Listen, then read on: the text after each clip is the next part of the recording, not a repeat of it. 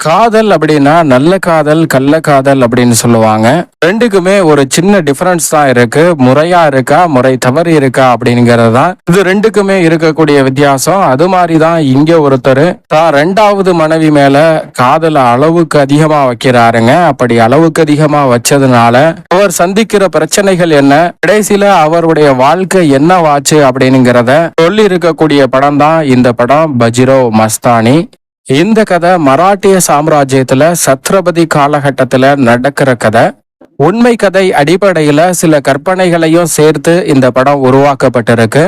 ராஜாக்கள் மிக பெரிய பகுதியை நிர்வகிச்சாலும் கூட அந்த ராஜாக்களுக்கு மிகப்பெரிய அளவுல வெற்றியை தேடி தந்து அவங்க சாம்ராஜ்யத்தை நிலைநிறுத்துறதுல முக்கியமான பதவி தான் இந்த பேஷ்வா பதவி, அதாவது பிரதமர் பதவி மாதிரி. அப்படிப்பட்ட ஒருத்தர் மராட்டிய சாம்ராஜ்யத்துல இருந்திருக்காரு. அவர் இறந்ததுக்கு அப்புறம் அந்த பதவிக்கு யார் வரப்போறாங்க அப்படிங்கறது தான் முடிவு செஞ்சிட்டு இருக்காங்க. அந்த பதவி சிறப்பான பதவி, அதுல சிறப்பான ஆள் தான் இருக்கணும் அப்படின்னு சொல்லி யார் அந்த பதவிக்கு வர்றா அப்படின்னு கேட்க ஒரு மந்திரி அவர் அந்த பதவிக்கு வரலான்னு நினைச்சிருப்பாரு போலத்துக்கு. அவருடைய விருப்பத்தை தெரிவிக்கிறதுக்கு முன்னாடியே அந்த பேஷ்வாவோட பையன் பாஜிரோ வர்றான். நான் அந்த பொறுப்பை ஏத்துக்கிறேன் அப்படின்னு கேட்க சின்ன பிள்ளைங்க விளையாட்டு இல்ல, சின்ன பசங்களுக்கெல்லாம் இந்த பொறுப்பை கொடுத்துட முடியாது அப்படின்னு மந்திரி சொல்ல, மத்தவங்களும் அதையே சொல்ல, அரச பொறுப்புல இருக்கிறவர் என்ன சொல்றாருன்னா அதுக்கான போட்டியை நடத்துங்க, வெற்றி பெற்றா பஜிரோ பல்லாவையே பேஷ்வாவா நியமிக்கலாம் அப்படின்னு சொல்ல, அதுக்கு நான் ரெடி அப்படின்னு பஜிரோ சொல்ல போட்டி அங்க ஆரம்பிக்குது. அது என்ன போட்டினா ஒரு மணல் குவியலை கொட்டுறாங்க. மணல் குவியலுக்கு மேல ஒரு மயில் இறக நட்டு வைக்கிறாங்க. இந்த மயில் இறக ரெண்டா கட் பண்ணணும், அதுதான் போட்டி. இந்த ரெண்டா கட் பண்றதுக்கு கத்தி கிடையாது, அம்பு மட்டும்தான் இருக்கும். அதுவும் 40 அடி தூரத்துல இருந்து அந்த அம்பை எரிஞ்சு அந்த மயிலிறக ரெண்டா கட் பண்ணணும் அப்படிங்கிறது தான் போட்டி. இதுக்கு ஒத்துக்கிட்ட பஜிரோ அம்பை எடுத்துட்டு நேரா அம்பை விட அந்த அம்பு மண்ணுக்குள்ள புகுந்து போயிருது. எல்லாருமே இவன் ஜெயிக்கல, அந்த பதவிக்கு இவன் தகுதி இல்லை அப்படின்னு நினைச்சுக்கிட்டு இருக்காங்க. ஆனா பாஜிராவ் சொல்றது அந்த மண்ணுல நட்டு வச்சிருந்த மயிலோட ஹைட் இப்ப குறைஞ்சிருக்கு, அந்த மண்ணை தோண்டி பாருங்க அப்படின்னு சொல்ல அந்த மண்ணை தோண்டி பார்த்தா 2 துண்டா இருக்கு. அப்பதான் பாஜிராவ் சொல்றான், ஒரு சாம்ராஜ்யத்தை சரிக்கணும்னா அதனுடைய வேரை பிடிச்சாலே போதும், மேல இருக்க ராஜ்யங்களை சரிக்க வேண்டிய அவசியம் இல்ல. டெல்லியில் மராட்டிய சாம்ராஜ்யத்தை நிறுவனத்துக்கான திறமை என்னட்ட இருக்கு அப்படின்னு சொல்ல, இத கேட்ட ஒட்டுமொத்த கூட்டமுமே பேஷ்வா பதவிக்கு பாஜிராவ் தகுதியான ஆளுன்னு சொல்ல பேஷ்வா பதவிக்கு பாஜிராவை நியமிக்கிறாங்க. பாஜிராவ் பேஷ்வாவா ஆனதுக்கு அப்புறம் தன்னுடைய கோட்டைக்கு வரும்போது மனைவி வரவேற்கிறாங்க. அதை தொடர்ந்து ஏராளமான போர்களை புரிஞ்சு அந்த போர்கள் அனைத்துலயும் வெற்றி பெற்று மராட்டிய சாம்ராஜ்யத்தை விரிவுபடுத்துறாரு பாஜிரோ. பாஜிராவோட மனைவி காசி மேல அளவற்ற அன்பு வச்சிருக்காப்ல. பாஜிராவ் டெல்லியில மராட்டிய சாம்ராஜ்யத்தை நிறுவனம் அப்படின்னா நிறைய இடங்களை கைப்பற்றணும் அப்படின்னு எக்கச்சக்கமான போர் புரிஞ்சு நிறைய இடத்துல வெற்றி பெற்று மராட்டிய சாம்ராஜ்யத்தின் கீழ் அந்த பகுதிகளை கொண்டு வரார். அப்படி ஒரு முறை போருக்கு போயிருந்தப்ப புந்தில்கண்ட் அப்படிங்கிற ராஜ்யத்துக்கு ஒரு போர் நெருக்கடி வருது. இதனால உதவி கேட்டு பாஜிராவு கிட்ட உதவி கேட்டு வர்றா புந்தில்கண்டோட இளவரசி. ஆனா பாஜிராவ் அவங்கள பார்க்க முடியாது, போங்க அப்படின்னு சொல்லி அனுப்ப அவ அதிரடியா பாஜிராவோட கூடாரத்துக்குள்ளே நுழைஞ்சு வால் சண்டை போட்டு பாஜிராவ் கழுத்திலேயே கத்திய வச்சு உதவி கேக்குறா. இத பார்த்த உடனே பாஜிராவுக்கு உன்னுடைய துணிச்சல் எனக்கு ரொம்ப பிடிச்சிருக்கு, நீ உதவி கேட்கிற விதமும் எனக்கு பிடிச்சிருக்கு, அதனால நான் உதவி பண்றேன் அப்படின்னு ஒத்துக்கிறாரு.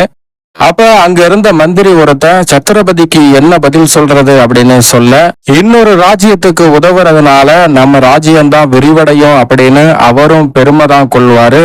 இதனால ஒன்னும் பிரச்சனை இல்ல, பந்தல்கண்டுக்கு கூடாரத்தை மாத்துங்க அப்படின்னு பாஜிராவ் சொல்ல, மஸ்தானி கிட்ட பாஜிராவ் இங்கிருந்து போக எத்தனை நாள் ஆகும்னு கேட்க 7 நாள் ஆகும்னு சொல்றா. ஆனா 2 நாள்ல அங்க போகிறோம் அப்படின்னு பாஜிராவ் சொல்றாரு. சொன்னது மட்டும் இல்லாம சரியா 2 நாள்ல அந்த இடத்துக்கு வராங்க. வந்தது மட்டும் இல்லாம நீ உள்ள போய் சிக்னல் அனுப்பு, நாங்க பின்னால் இருந்து போர்க்களத்துக்கு நுழையிறோம் அப்படின்னு சொல்ல உள்ள போற மஸ்தானியும் அங்கிருந்து சிக்னல் அனுப்புறா. எதிரி ராஜ்யங்கள் சிதறடிக்கப்படுது. ஒரு புறம் மஸ்தானியும் இன்னொரு புறம் பாஜிராவும் பயங்கரமா போர் புரிய எளிதில் அந்த எதிரி ராஜ்யத்தை வீழ்த்திடுறாங்க. பாஜிராவ் போர்ல அந்த எதிரி நாட்டு ராஜாவை கொல்ல அந்த போர் அப்படியே முடியுது. பாஜிராவும் மஸ்தானியும் ரெண்டு பேரும் போர்ல ஜெயிச்சதுனால சிரிச்சுக்கிட்டு வராங்க. ஆனா ஒரு செகண்ட்ல அப்படியே அந்த நிலை மாறுது. ஏன்னா மஸ்தானி பாஜிராவை நோக்கி கத்திய தூக்கி எறிய வேற வழியே இல்லாம பாஜிராவும் அந்த கத்தியிலிருந்து எஸ்கேப் ஆனது மட்டும் இல்லாம மஸ்தானிய அங்கேயே வெட்டி சாக்கிறாரு. ஆனா அதுக்கப்புறம் தான் தெரிய வருது, பாஜிராவுக்கு பின்னாடி ஒருத்தன் குத்த வந்திருப்பான். அவனை நோக்கி தான் மஸ்தானி கத்திய விட்டுருப்பா. இது தெரியாம மஸ்தானியவே கத்திய வச்சு ஒரு வெட்டு வெட்டிடுறாரு. இதனால மனமுடைஞ்ச பாஜிராவ் மஸ்தானிய தூக்கிட்டு நேரா அரண்மனைக்கு வந்து ட்ரீட்மெண்ட் கொடுக்க சொல்றாரு.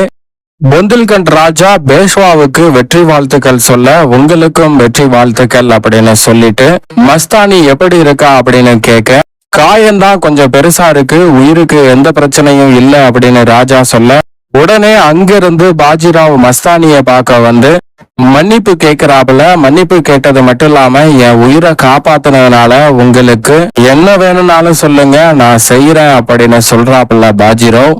உடனே மஸ்தானி உங்களால தான் எனக்கு காயம் வந்துருச்சு அப்படின்னு சொல்ல, உடனே பக்கத்துல வந்த பாஜிராவ் தான் கையில வச்சிருந்த கத்தியை எடுத்து நெருப்புல வச்சு ஹீட் பண்ணி அந்த காயத்து மேலேயே வைக்கிறாப்புல. வச்சது மட்டும் இல்லாம காயம் இன்ஃபெக்ஷன் ஆகாம தடுத்து இருக்கேன் அப்படின்னு சொல்றாரு.